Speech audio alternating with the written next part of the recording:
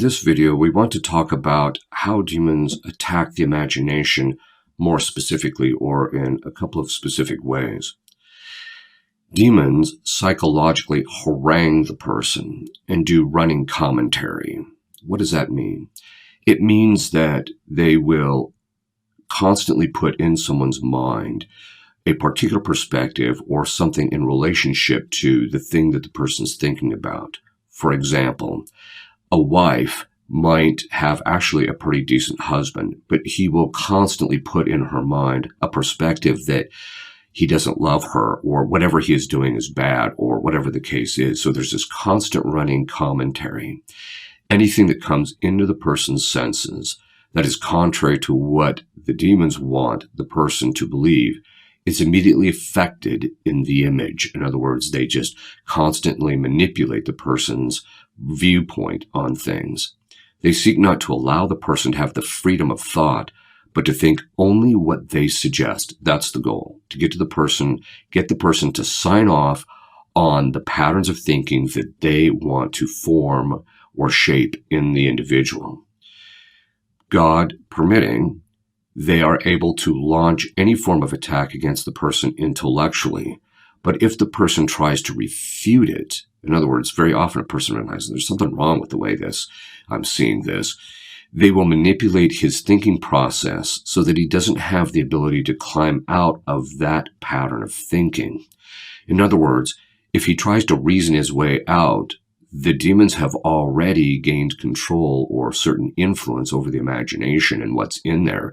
And so anytime the individual tries to think of something else, they will simply, as part of the running commentary, shift the view so that the person can never seem to kind of climb out of this obsession or this viewpoint.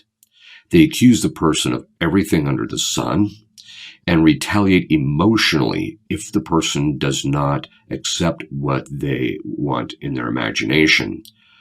Otherwise, if the person tries to fight it or reject it, then they will retaliate against the individual for doing so.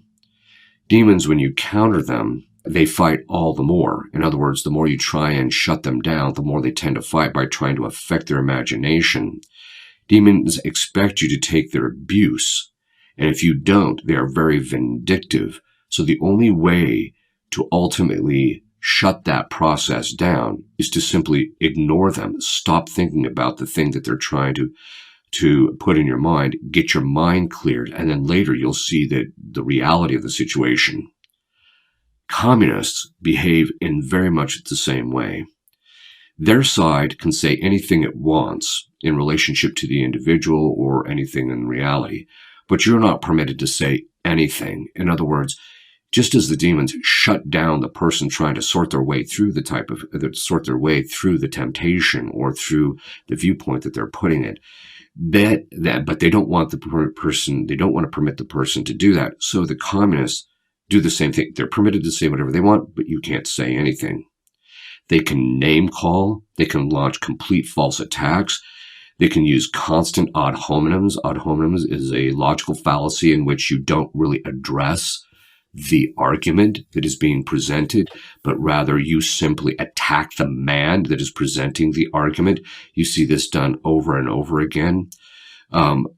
But others are not permitted to point out their faults, weaknesses, errors, or what have you. In other words, it's a one-sided process. If you do that, you will be torn down in front of others. They will viciously attack you. They will do hit jobs on you in the news media, etc. In other words, they try to shut you down, and if they can't shut you down, then they simply shout you down.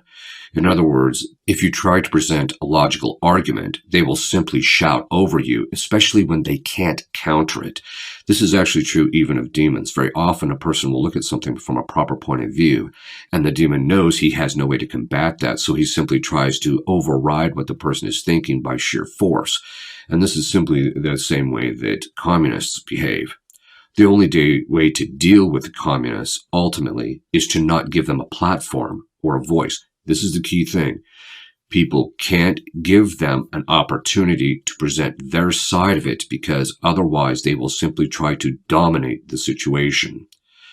Communists abuse and destroy people and things, and they treat you as if you are an object. And if you don't go along with their thinking, they will go after you.